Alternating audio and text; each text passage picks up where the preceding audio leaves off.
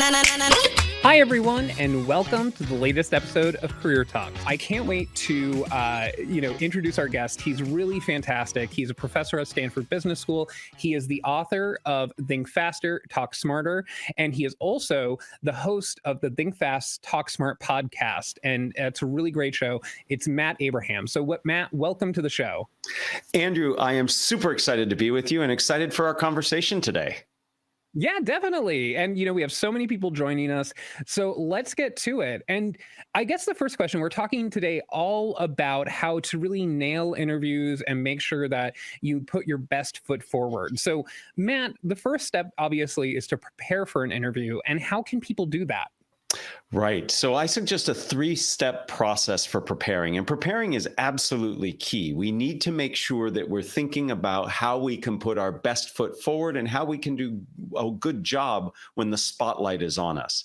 So the first thing we need to do is we need to make sure that we research the company. We do some research on the position, on the role, to help us better understand what might be required of us in the moment to help.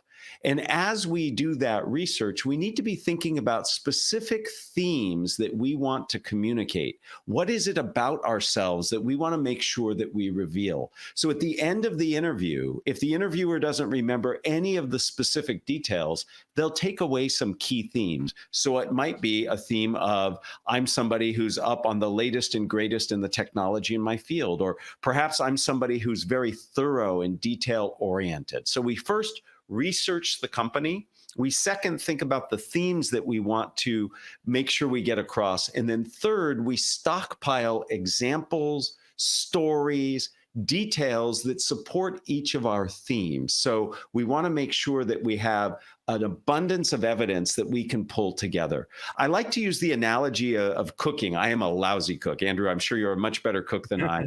But if I can prepare my ingredients in advance, it makes it much easier when I follow that recipe. So research the company, think about the themes you want to get across, and provide some very specific examples that you might pull from to help you when you're asked the questions you're asked.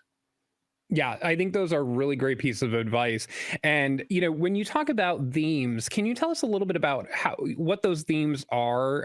Because I think some people might get confused about what you mean by themes. Sure, absolutely. So when you look at a job description, you're looking for the things that they want, and you're relating it to the skills that you bring.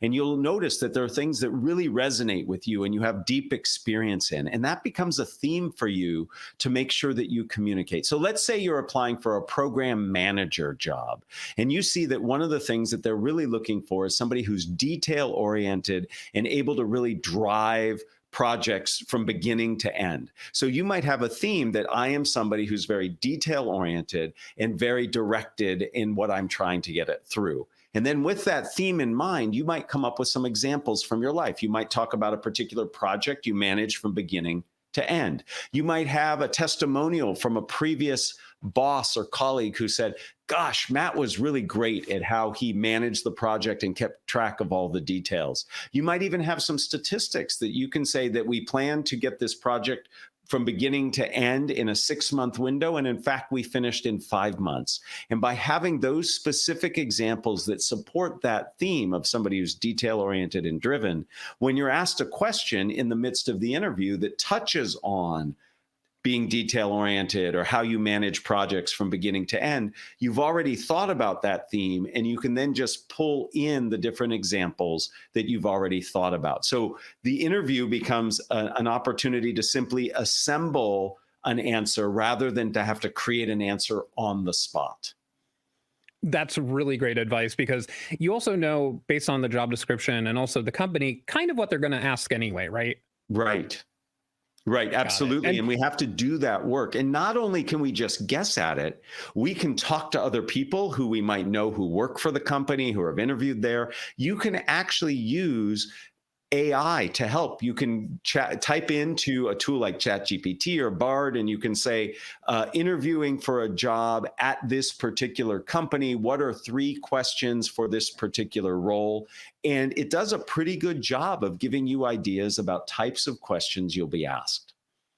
Yeah, I really like that. And especially you can put in the job description so Yeah, it's even more specific. And even if the AI goes a little crazy, which the AI does sometimes, right. it's perfectly fine because, interviewer might go a little crazy and you don't really know what they're going to ask. They might throw some curveballs at you. So even if the questions are a little bit weird, it's still going to help you.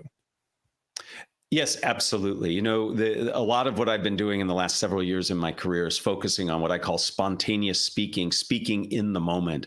And that being prepared to be spontaneous is actually really important, although it sounds counterintuitive. But the practice you do, the thought process you have, the approach you take can help you be more successful. An athlete prepares and drills and does lots of practice. And then when they're in the midst of their sport, they're just responding to the in the moment situation that they see. And interviewing is just like that. A lot of preparation can help you do better in the moment. Definitely. And when you get to the answer part, this is not obviously the first time we've talked. We've talked for my podcast, and Yes. I've read your book. And one of the things we talked about was how to structure an answer. And you have a mnemonic system, but also just a good way to say, hey, if you're going to answer a question, here's how to do it. Can you tell us a little bit about that? Yeah, absolutely. I'm happy to introduce the what I call the ADD structure. But before I do that, I'd like everybody to just first think about how you approach answering questions. Many of us get really nervous and feel like we have to defend our background or put ourselves in the best light possible. And I'd like to suggest the best thing to do is just answer the question. One of the biggest barriers to successful interviewing is ourselves. We get in our own way. We want to answer the question right. We want to give that perfect answer. And I would suggest that the best thing to do is focus on connecting with your interviewer. So it's about connection, not perfection. Just be in the moment and respond. And if you remove some of that pressure about doing it right, it helps. So, what we need to do once the question comes in is we need to give ourselves a moment to think about the answer. So, we can simply say, let me think about that for a moment, or ask a clarifying question. Buy yourself a little bit of time so you can begin formulating your answer. And then the best thing to do is to structure your answer in a way that is packaged nicely. One, it helps you prioritize what to say. And two, it helps the person who's hearing your answer not only understand your answer in the moment, but often the person you interview with needs to go somewhere else and talk to other people about you. Often the person you're interviewing with is not the person who says you're hired. They have to discuss it with others, and you want them to represent your answers well. So I have a structure. It's called ADD, for adding value. And this structure has three components. As you see on the screen, the first is to give an answer clearly and concisely. And then second, to give a detailed example. This is an example that's specific to what it is the answer you're giving refers to. This is where we go back to what we've stockpiled before. I know the question is about my dedication or my detail orientedness. I've already pre-thought something I can use as my example. And then I need to describe the relevance. I need to connect the dots. What this means for you, Mr. Ms. Interviewer, or what this means for the company is. So, Andrew, I think one of the best ways to learn the ADD structure is to hear an example of it. So if you wouldn't mind, and this is not scripted, everybody, I'm going to ask Andrew to ask me an interview question. So imagine, Andrew, perhaps that I'm interviewing for my job that I currently have. I'm a lecturer at Stanford's business school. Let's say you're the dean of the business school and you want to hire somebody to teach strategic communication. That's something I happen to do. What might be a reasonable question you would ask? And as everybody listens to my answer, I want you to hear how I use ADD. Yes, and also, and I'm going to double down that this is not scripted. We haven't, I haven't. I have told no Matt idea what what you're the going to question ask. would be, so it's almost like a magic trick. So, Matt, if I was interviewing you, what I would ask is, if you have a student who's struggling, especially in your course, with, some of the exercises or trying to grasp some of the concepts, how would you help that student? I always ask my students to stretch their comfort level and to really explore and expand what it is they're learning. And often this means that some of my students feel uncomfortable and struggle. So what I would do is I would pull the student aside when appropriate, perhaps after class or meet with them before class. And I would ask how I could be of best service. This happened literally earlier this week. I had a student who was struggling with a presentation that she had to give.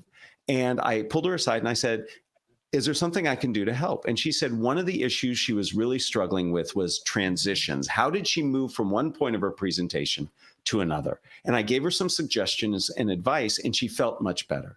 So if you were to hire me, know that I will work individually with each student to make sure that they are comfortable and have the ability to succeed by simply talking to them when they face challenges. So in that answer, and thank you, Andrew, that was a great question. I rarely am asked a question like that, but I answered it. I then gave a concrete example, and then I explained what it meant beyond this specific situation in terms of how I teach. Let me ask you this, Andrew, as somebody who asked that question as my pretend interviewer, was that answer helpful for you? Did it give you some insight? Was it something you think you could remember and share with others? It did. Yeah, it totally was what I think an interviewer would be looking for. And I think especially what I like about ADD, and I know we have a graphic that, in case anyone missed what the D's were, but, what I think is especially great about ADD is when I tell people when they're doing their resume, when they're doing anything to sort of pitch themselves to a potential employer, don't just say what you've done, say how well you've done it. And I think the ADD structure does that. It's not just, hey, I am a teacher or I've taught somewhere else before. You're literally saying, hey, I did this and this is how well I do it.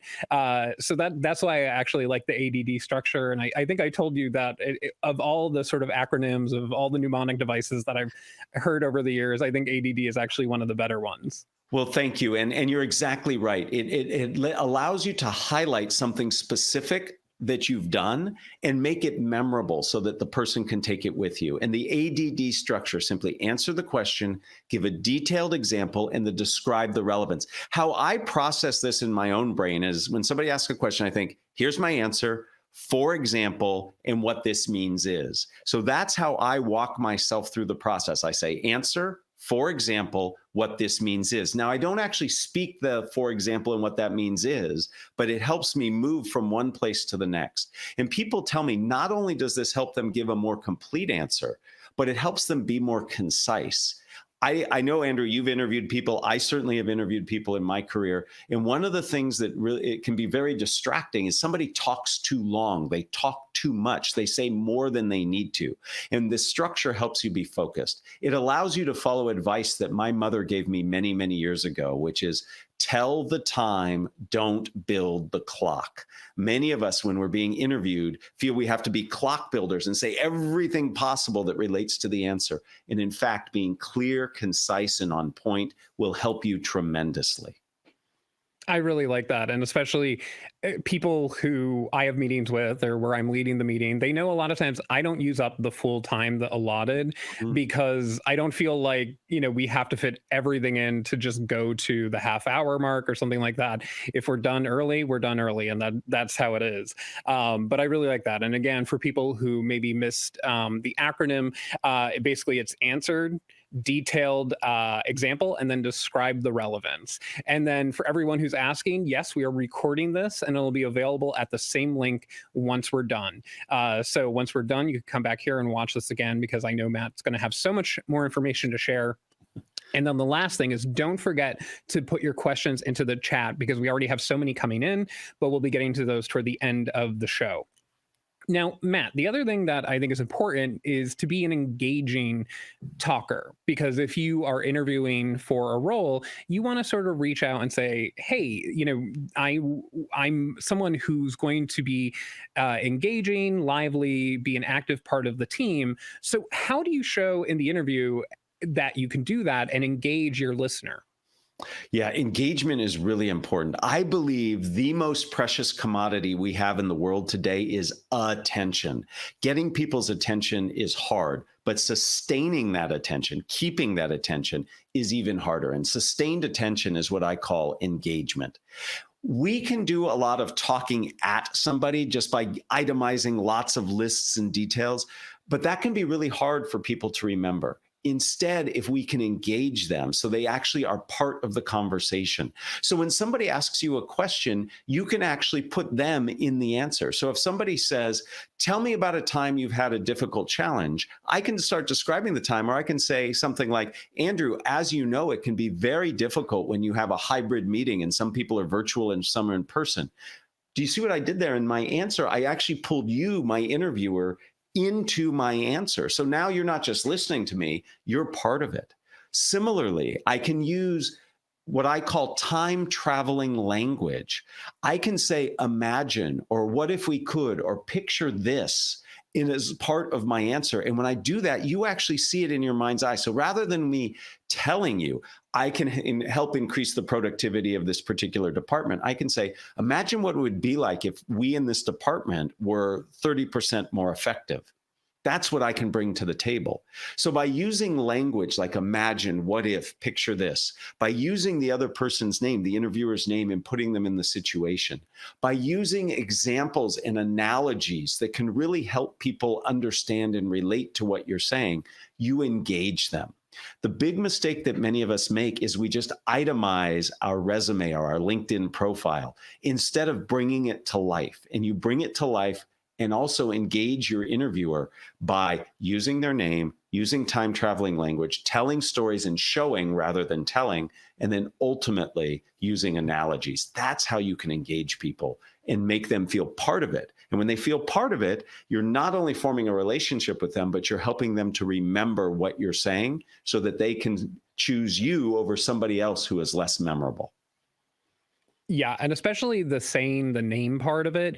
I think there's been, endless amounts of research showing that when you actually include a person's name, they feel like you're building a relationship with them. So, if you want that callback, if you want them to respond to your thank you note or your in-mail or whatever like that, you definitely want to make sure that you're remembering their names, you're saying it. And I know that can sometimes be difficult, but there's no issue at the beginning saying, hey, I'm sorry, what is your name again? Those sort of things. That way they know that you care about who they are, and that you actually do want to reference them in the future. So I think that's okay to ask them, right?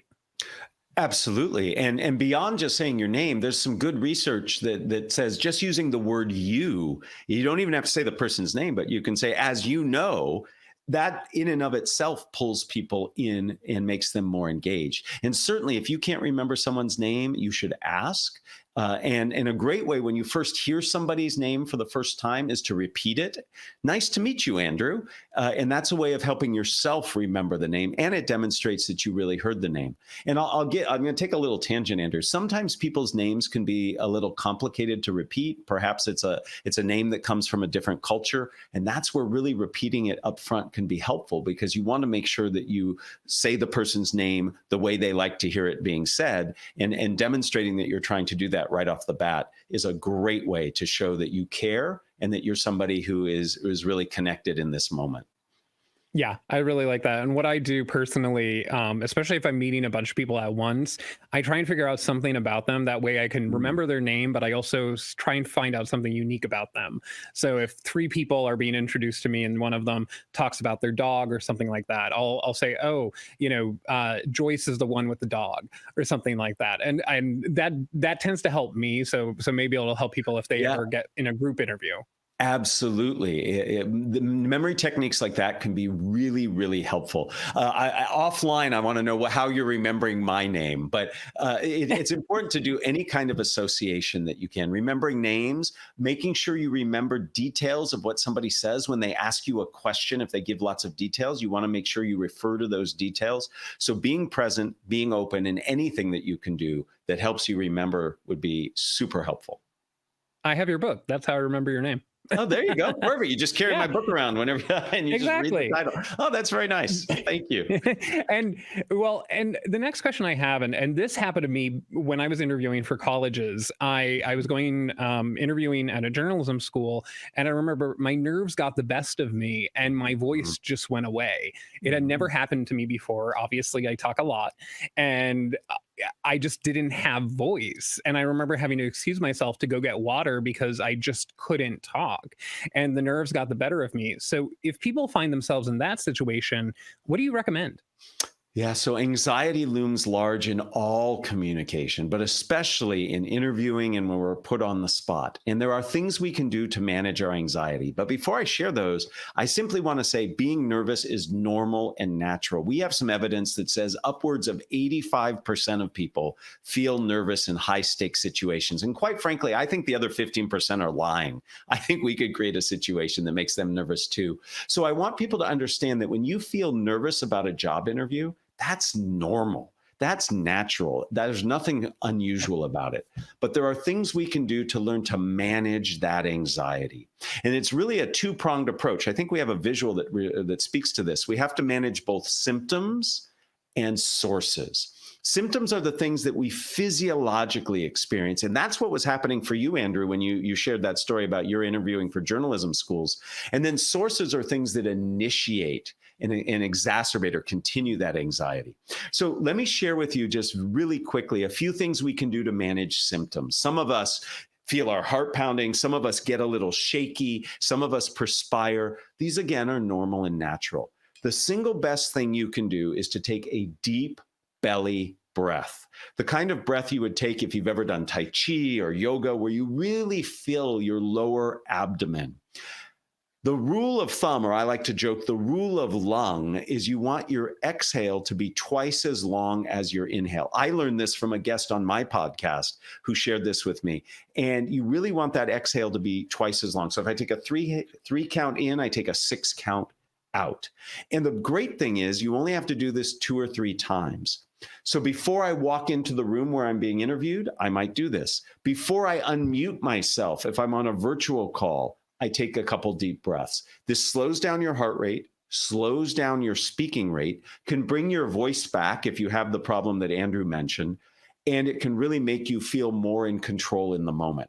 Now, if you're somebody who gets really shaky, that's adrenaline. Adrenaline's job is to move you from threat to safety. So do some movement. You've noticed that Andrew and I gesture with our hands. When we speak, I lean in a little bit. Those movements actually give that adrenaline a place to go. So we want to move with purpose. And then if you're like me and you blush and perspire, that's because your core body temperature is going up. When we get nervous, it's like we're exercising and we get hotter. So we need to cool ourselves down. And a great way to do that is to simply hold something cold in the palms of your hand. Before we got on this call today, I was holding a cold glass of water to make sure that I wasn't blushing and perspiring. The palms of your hand regulate and control your temperature. You know, on a cold morning, if you've ever had a warm cup of coffee or tea in your hands and it warms you up, we're just doing that in reverse. So there are many things we can do to manage symptoms. And I'm happy, Andrew, if you'd like to talk about sources as well. Yeah, that'd be great. And especially, I do want to double down on the breathing part of it. And Yes. sometimes when people, they think it's a little bit silly to do deep breathing, but it really does work. And there's actually a method, I believe it's the 4-7-8 method, Yes. which is basically you inhale for 4 seconds, you hold it for 7 seconds, and then you exhale loudly, even with a little bit of a noise, for 8 seconds. And that sort of has been shown to calm people down Mhm. just using sort of their nervous system. So if you have, I wouldn't say do it when you're in the interview or maybe around other applicants or in the waiting room, but maybe in your car, in a stairwell, something, it's something that you could just do. And it really does just slow you down a little bit and gives you time to say, hey, you know what? I got this. So, but yeah, can we talk about the symptoms?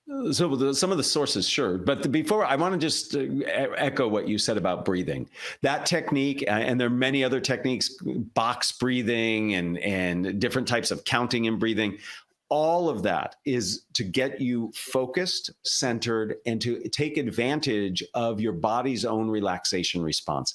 And in every single one of these breathing techniques, they all have the exhalation longer than the inhalation. Now, there are also sources. These are the things that initiate and exacerbate our anxiety. Let me point out two.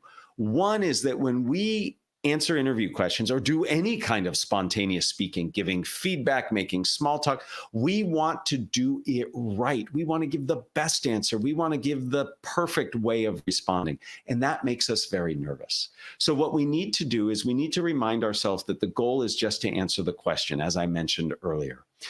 So the source of the anxiety is our wanting to get it right. And the way we manage that is just focus on getting it done and really connecting with the person we're speaking to. Another source has to do with the goal we're trying to achieve. We want to get hired or we want the next interview. And that anxiety about that goal can get in the way of us actually performing well. So instead of worrying about a potential negative future outcome, like not getting the job or not getting the next round of interview, get yourself focused on the present moment. And you can do that in several ways. Before you go into the interview or join the virtual call that you're being interviewed on, do something physical. Walk around the building. That will get you in your body and out of your future's perspective. Listen to a song or a playlist before you walk into the meeting. Athletes do this all the time to help them focus. I know a professional speaker. She plays Tetris. Tetris is very present oriented. She gets so involved, she has to set her timer to make sure she doesn't miss when she has to get out on stage. You can do something, play a video game, talk to a friend, do something that gets you present oriented. My secret, what I like to do to get present oriented, and this is a little silly, is I actually say tongue twisters. You can't say a tongue twister right and not be in the present moment. And it warms up your voice. So before I walk into an interview, before I get up on stage and give a big presentation or teach a class or even host my podcast, I will always say a tongue twister. Before we got on today, Andrew, I said my tongue twister a couple times. It allows you to get present and warm up your voice. That's fantastic. And then, we have a bunch of questions coming in, and one I see from Lynn, which I think applies to the next question that I was going to ask, which is basically, what if you need time to think about your answer? Is it okay to pause, instead of just sort of blurting something out immediately? What's your advice for that? Yes. So often we need to take a moment to respond. And many of us feel there's a lot of pressure to respond right away. Like we're being evaluated for how quickly we respond. It's not a race. It's okay to take a moment. So you can take a breath. You can say, let me think about that for a second. I like to paraphrase. So when the question comes in, I'll restate the question, not verbatim, but I'll highlight a few things. So I might say, so you're asking about my most recent experience. And that paraphrase allows me a little bit of time to begin formulating my thought. Paraphrasing is what we academics call a lower order cognitive skill. In other words, we can do it while thinking about something else. So you can simply say, I need a moment. You can paraphrase, or you can ask a clarifying question. All three of those buy you a little bit of time to formulate your thoughts so you can answer. So the urgency to respond right away is not one that you need to succumb to. You can simply take a beat to get yourself situated to answer well. Yeah, I think that's really good. And what I always remind people too, and I had to learn this when I started doing stuff on camera like this, is that the pauses that I take, in my head, it feels like an eternity. But then when I watch it back, it just seems normal. So the pauses that you take, if you just have to sort of say, it doesn't really read in the room as an eternity or that you're just frozen. It just seems natural, actually. So if you do need to just pause or slow down, it's going to seem natural to the people on the other side, even if to you it feels a bit weird, right, Matt? Absolutely. Absolutely. And so there's this whole time morphing thing that happens. We're not good at perceiving time when we're in the midst of being put on the spot. So it's important to take Andrew's advice to heart. What feels like an eternity to you actually is minuscule in the perception of other people. So no need to worry about taking just a breath there. And then what if you don't know the answer, or, maybe it's a sort of not trick question, but it's one that just comes out of left field? What would you say about that situation? Well, I'm going to break those two into two different parts. So when you don't know the answer, I think you should say, I don't know, but you should immediately follow it up with, but I'm going to look into that and I'll get back to you. And if you have a hunch or an inkling, I would say it. So I might say, I don't know. I'm not sure of the answer, but I'm going to go do some research. And Andrew, I'll get back to you within 24 hours. My hunch is the answer is this. And in fact, there's some preliminary research that I recently read that says in doing that, we're always afraid that if we don't know the answer, it's going to affect our credibility. People are going to think, oh, that person's not as credible or as competent as we had hoped. But in fact, there's some preliminary research I'm aware of that says actually saying, I don't know, and I'm going to follow up, and then actually following up bolsters your credibility because you're demonstrating tenacity, you're demonstrating authenticity. So saying I don't know is not as bad as many of us feel it would be. Now, obviously, if you're saying I don't know to every question, that's a different issue. Now, the point of a question that comes from left field that you just weren't expecting, I actually had an experience like this, and I write about it in the book. I was interviewing for a job. It was my final interview. I'd gone through several rounds, and I was meeting with the CEO of this company, and it was a small startup, and he interviewed everybody at that point. And we sit down. Actually, I come in, and he's already there, which threw me for a loop because my experience is the executives usually come in late. And his first question out of his mouth was, if you were an onion and I peeled back the first 3 layers, what would I find? I was totally blown away by this question. I was interviewing to be in charge of learning and development. What does peeling an onion have to do? But I immediately thought to myself, okay, most people would say, if you peeled back that onion, you would find that I work too hard or that I'm too committed to my job. And I didn't want to go down that path. So the first thing that came to my mind was when I peel onions, I cry. So I just leaned into that. I said, I'm somebody who brings my full self to work, my emotions and everything. And I look to build teams and have people on my teams who do the same thing. So that might mean we laugh loudly together, we cry hard together, but we put all into what we do and we support each other. And as I was answering the question, he had a big smile on his face. Turns out I ended up with the job. It was a career-changing job. It was amazing. And I talked to him later. I said, do you remember my answer? And he said, oh, I absolutely remember your answer. And he said, what he was so impressed by is that it was on point. It had to do with onions. It wasn't some crazy thing. And it revealed something about me that he wouldn't have learned otherwise. So when you get a question from left field, listen to your instinct, go with it, lean into it, and just be honest and open, and good things can happen. Instead of retreating and saying, oh, what's the right answer? How do I best do this? Just go with what comes and follow up, and good things can happen. It certainly happened for me. Yeah, I think that's really great advice. And then my next question, and this is going to seem a little bit out of order, but when you're walking into an interview, how do you introduce yourselves? What do you think is sort of the best practice there? Well, so if it's incumbent on you, it's your job to introduce yourself. Typically, the interviewers will introduce themselves, and it goes back to what we talked about, the names. I would say the person's name, very nice to meet you, and here's who I am. But when I introduce myself, I recommend this for everybody. Instead of starting with your name, start with something that's important for you. Start with something that you believe in. So when I introduce myself, I say, I'm somebody who's really passionate about communication. My name's Matt Abrahams. I'm a lecturer at Stanford's Business School. Most people start with their name. And here's why I like starting with some phrase that conveys something important about you. First is it's different. Most people don't do that. So it stands out. So people are more likely to remember it. Second, it gives you an opportunity to convey emotion, passion, interest. It's really hard to do that when you say your name. So if you start with something that's true for you and authentic, and you can put some emotion behind how you say it, that really helps you stand out and demonstrate more about yourself.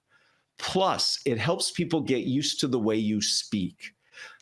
Many people have accents, and when they speak, our brains can understand accents very well, but we have to take a second or two to click into, oh, that person sounds that way. And if the very first thing I hear is your name and I'm getting used to how you speak, I might miss your name. I might miss how you pronounce it. So if you start with some other sentence or phrase, it lets my brain say, oh, that's how that person speaks. So when you say your name, I can actually remember it and hear it the way you want. So I think there's tremendous power in coming up with some phrase or sentence that you say before you start. You know, Andrew, I can imagine you would introduce yourself by saying something. I'm somebody who's very curious and passionate about helping people connect and build their careers. And then you say your name. And that's a wonderful way to be introduced. Yeah, I don't do that, but I will try it out and see. I'll report back. I'd love to hear it. And I hope this conversation we have continues long beyond the time we have. Of course. And then before we get to questions, and again, if you're watching, make sure you're getting questions in. We're going to take them in just a bit. But my last question for you, Matt, is one of the downfalls, I think, for a lot of people is that the interviewer will ask, "Do you have any questions for me?" And a lot of times people will go, "Nope."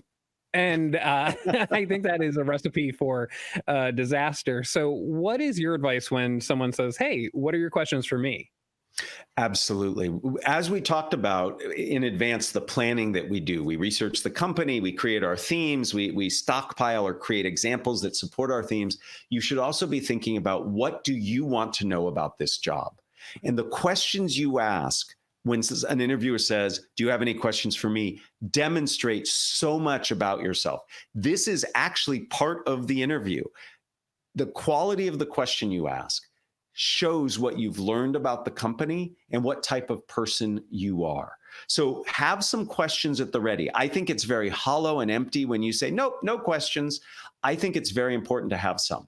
I personally have a favorite question that I like to ask. And Andrew, I'd like to role play this if it's okay, because it's hard for me to do both parts of this. So imagine Andrew and I are still doing that interview to see if I should be the lecturer at Stanford where I am. And the interview's over, Andrew. And would you ask me if I have any questions for you? Of course, Matt. Do you have any questions for me about working here? Andrew, thank you for the interview. A big question I have is, what question do you wish you would have asked when you were being hired in for your job? I love this question because it brings out so much insight, and it shows that you're somebody who's really curious about how the company really works. And I have learned so many interesting things from this. Sometimes it's very practical. Somebody says, "Well, I really wish when I got hired, I would have signed up for this particular insurance coverage." But other times it's like, people will give me insights into the inner workings of the company. They'll say, "Well, I really wish I would have known how the difference between the product team and the engineering team has some issues." And then I follow up. I'll say, "Oh, so in this role, how would I be able to help with that?" So asking a question that gets your interviewer to share insight into the company or their perspective can be really helpful for you. And by the way, this is a little trick in small talk. A lot of us are uncomfortable making small talk chit chat.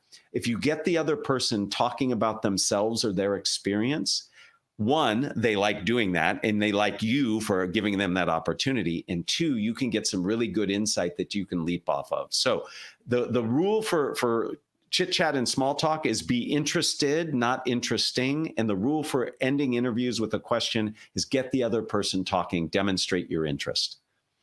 Yeah, I really, really like that. And actually, I've heard different people throughout my career suggest that, including, what is maybe the one weakness that stands out to you about myself on my resume or something. That Mhm. also gives you information if you don't get that job, Mhm. to strengthen your resume or something like that in the future. So there are a lot of really good questions that you can use for figuring out if the company is for you, if the employer is for you, and also just for future job searching purposes. So I really like that question, Matt. And speaking of, do you have any questions for me? There are a lot of people in the comments that have questions for you, Matt. So how about we dive in? I would love to. I would love to. Please.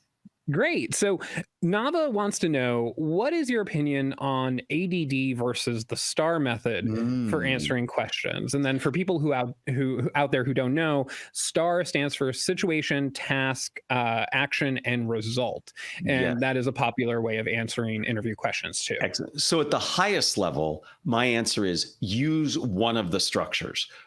Having a structure is so much better than just listing information. So I personally just want you to use a structure. And if you're more comfortable with STAR, great. I would encourage you to practice and play with ADD. It's great to have multiple tools for the same task. I personally believe ADD has an advantage over STAR, has a couple advantages. One, it's one step shorter, but two, it really drives the relevance piece, that last part, the second D, where you describe what this means is. STAR just says, here's the information. It doesn't really connect those dots. We assume that people can take my answer and understand what it means. The problem is that's not always the case. My very first psychology professor I ever had when I was in college said something that still resonates with me. And he said, the funny thing about common sense is it's not that common. We assume that when I give my answer, you're going to be able to understand how that would apply to the specific role and job. And maybe they might not. And ADD, that second D, requires that you make that connection for them, that describe the relevance as you see listed there. STAR does not have that built in.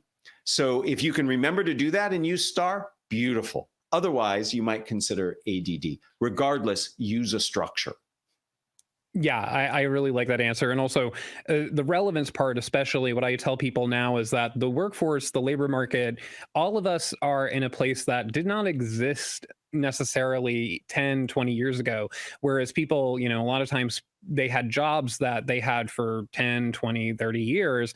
That doesn't often exist. So you're going to be changing between industries, between roles, and the relevance piece will really help connect what you've done to what you're going to do at that company. So I really like that answer, Matt, because I think it's going to be increasingly applicable as the workforce transforms. 100%. Absolutely. I think you're exactly right about that. The way we're interviewing for jobs and the jobs we're interviewing for are very different. And that advice you gave is right on, spot on. And when it comes to virtual interviews, Anne wants to know any specific tips for people who don't have who don't have any experience with virtual interviews rather than in person. Yes. So the same advice applies in terms of how you communicate your answers. You want to structure it. The pre-work we talked about all applies. But a few things in terms of what you do when you're actually in the virtual interview, when you're in the box, like I'm in this box now. Some of it just has to do with your nonverbal presence. You want to make sure you fill up half the screen. Many people sit so far away. They look distant. It doesn't look like I want to be part of this conversation. So fill half the screen with your body. I have a 4-finger rule.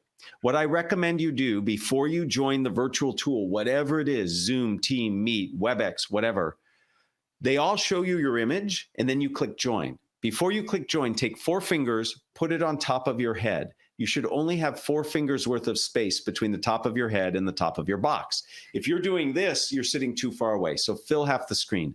Pull your shoulder blades down so you look big. Many of us make ourselves look small, so you want to look big. When you answer the question, make sure to look at the camera. Andrew and I have both been looking at our cameras, so it looks like we're looking at each other and looking at you as we speak. It's very tempting, especially if you see the other person's image on the screen, to look down. But when I look down to the other person, it looks like I'm talking to their shoes. So when you answer your questions, you need to look at the camera. When they ask you a question, it's okay to look down because you want to see them and what they might be doing with their bodies and their voices. So how you show up virtually matters. Also, think about what's behind you. Many people just speak wherever they can. Make sure you have something behind you that isn't distracting and that says something about you. And the last thing I'll say, have good lighting.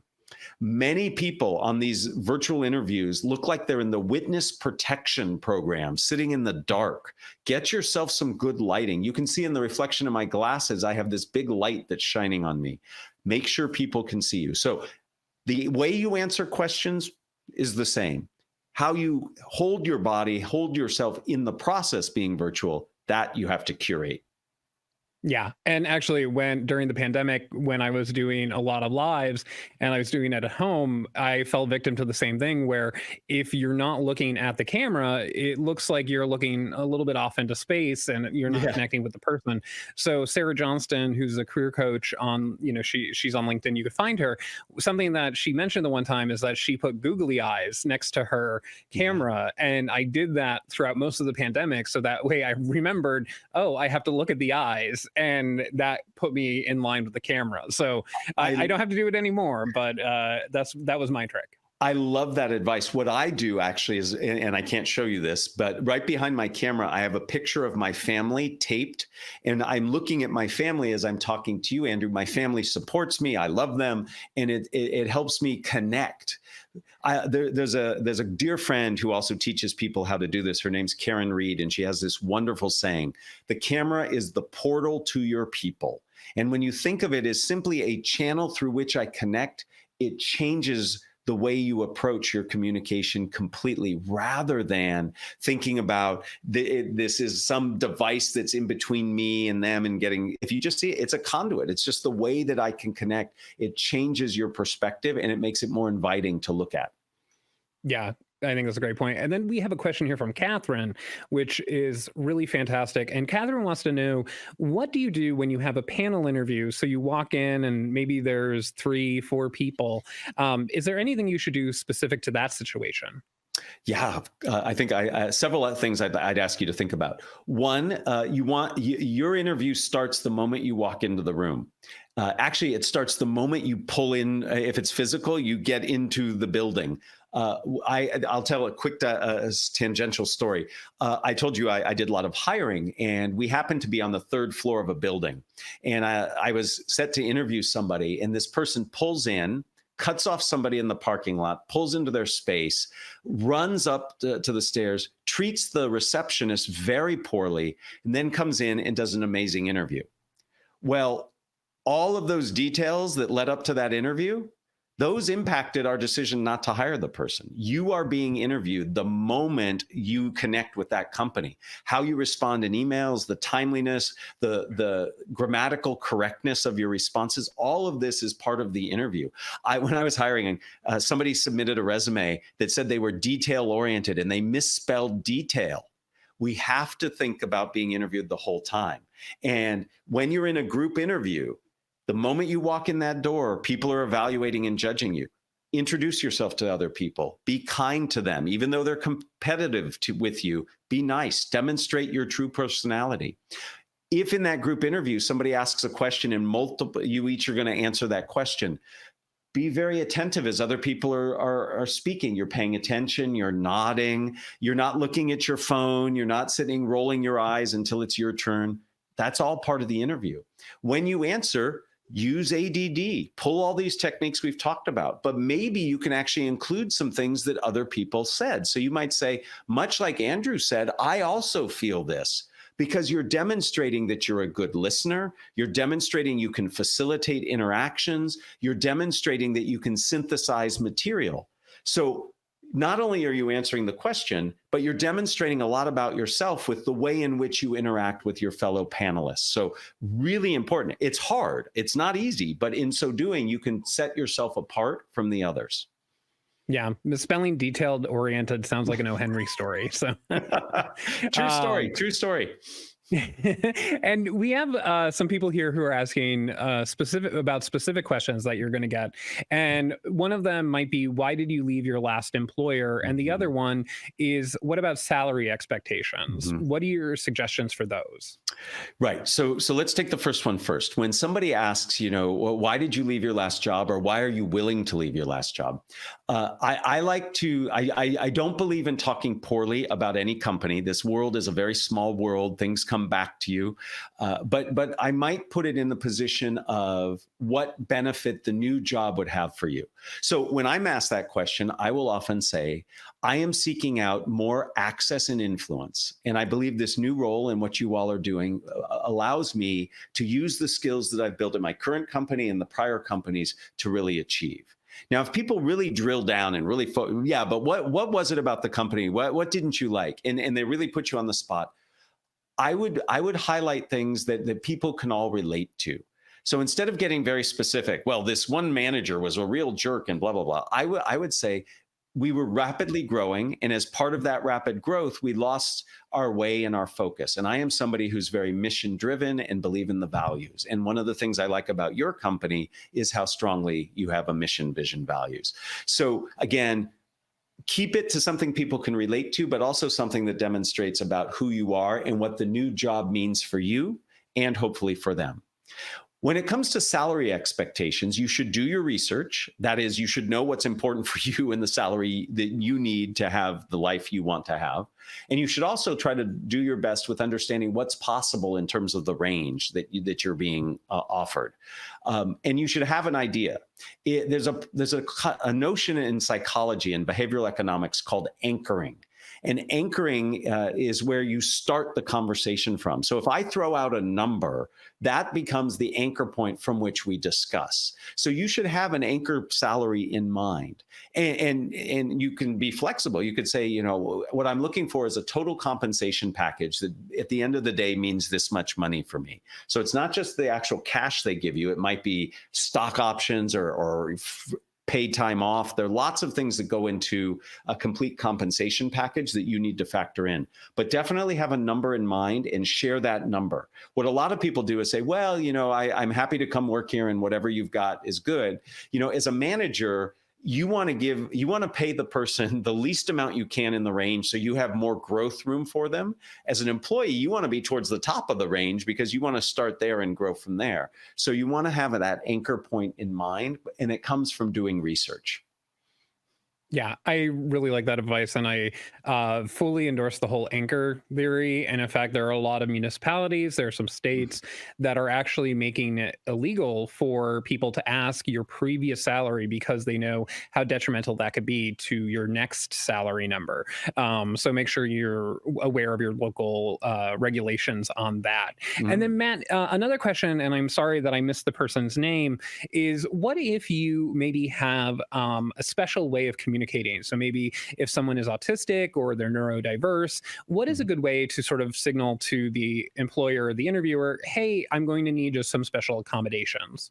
Yeah, so I think this is very important. And neurodiversity, any kind of diversity in the workplace, I think is really important. And good hiring managers should be looking for that to bring into an organization, because that kind of diversity of thought and experience really helps companies succeed. If you know that there are special needs that you have in terms of your communication, it's important to say that. I had a colleague who was hard of hearing, and he made it known at the beginning that this was something that he needed to address, and he suggested the ways that work well for him and the thing that the employers could do. So be very clear and direct.